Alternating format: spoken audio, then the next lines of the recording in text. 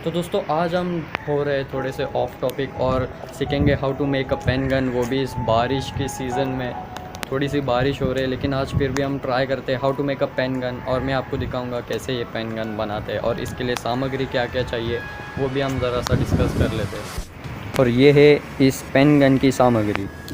एक पेन जिसके ऊपर रबर वाली जो ग्रिप होती है वो वाला पेन, एक रबर बैंड और एक सेफ्टी पिन, कोई भी साइज़ की चल जाएगी। ये बड़ी वाली साइज़ की मैंने ली है ताकि हमें पकड़ने में काफ़ी आसानी हो बाद में।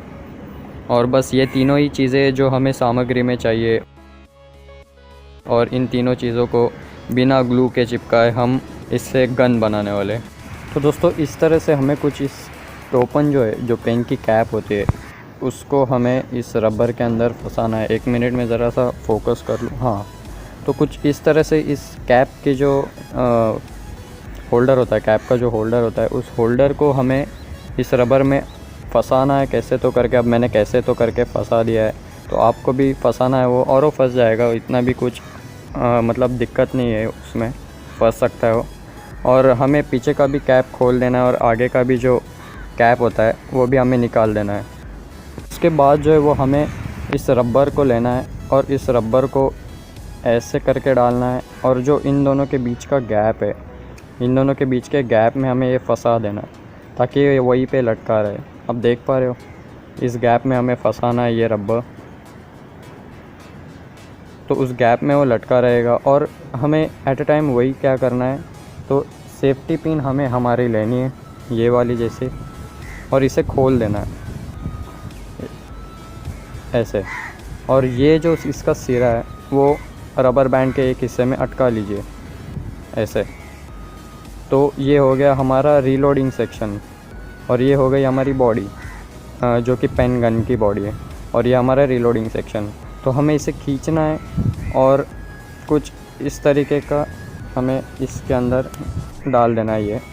तो ये ऐसे हमें अभी गन देखने को मिल रही है फ़िलहाल।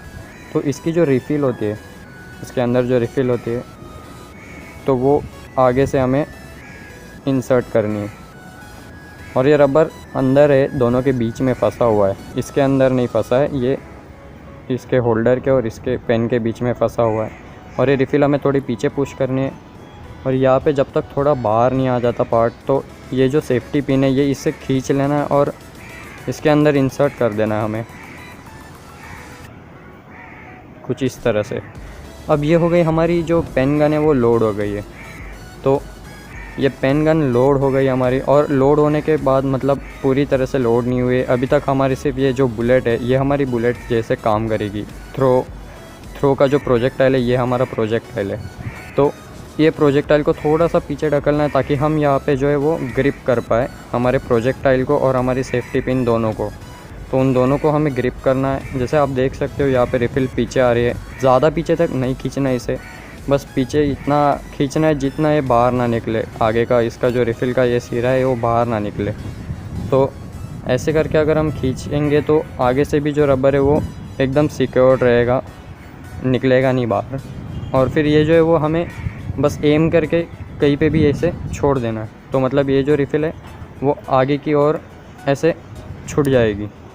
और अभी आपको मैं आप सभी को मतलब डेमो दिखाना चाहता हूँ कि कैसे पेन गन वर्क करती है, तो आपको थोड़ा आइडिया आएगा। लेकिन बिल्ड तो इसका सिर्फ इतना ही था।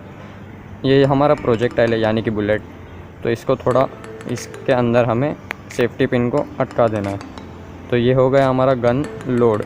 अगर हम पीछे खींच लेते हो तो छोड़ने के बाद ये पूरा सीधा आगे निकल जाता है। तो हम इस पेन की आगे वाली कैप को भी काम में ले सकते हैं, क्योंकि मैंने काफ़ी बार ट्राई किया है पेन गन। तो वो पेन गन जो है वो थोड़ा सा जो उसका प्रोजेक्टाइल है या कि मतलब उसकी बुलेट जो है वो सीधे से नहीं निकलती उसमें से। तो मैंने क्या किया है, दूसरे वाले पेन का भी सेम आगे का सिरा लिया है और इसे काट दिया है। तो इसे काटने से क्या होता है कि वो जो रिफ़िल पहले वाले से बाहर नहीं आती थी, अब वो और बाहर आएगी और स्टेबल्ड फॉर्म में आएगी। अब देख सकते हो इसका जो मुंह है काफ़ी खुला हुआ है, और हमारा बुलेट जो है वो इधर उधर मूव करता है, तो टारगेट से थोड़ा हट जाता है। तो मूव ना हो इसलिए हमारा ये काम में आता है। तो ये काफ़ी उसे स्टेबल फॉर्म में एक प्रोजेक्टाइल में थ्रो करेगा या फिर स्टेबल फॉर्म में इसे फायर करेगा। तो मैं इसे अभी लगा लेता हूँ, जो कि मैंने एक्सो ब्लेड से इसे काट दिया ऊपर से सिरे को। और अब हम चेक करते हैं हमारी बुलेट फायरिंग या फिर पेन गन के फायरिंग।